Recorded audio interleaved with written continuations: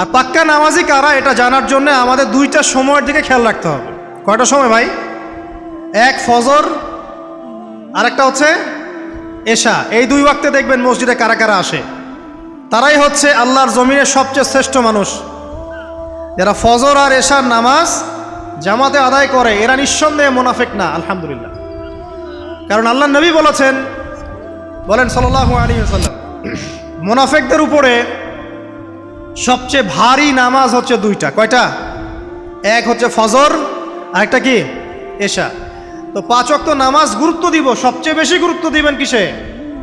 ফজর এবং এশা। এই ফরজ নামাজ যখন আপনি ঠিকঠাক পড়বেন, এখন মুসলমানের খাতায় নাম আছে, নামাজ ঠিকঠাক নাই, মুসলমানের খাতায় নাম নাই তো। আর কিয়ামতের মাঠে সবার আগে কিসের হিসাব হবে ভাই?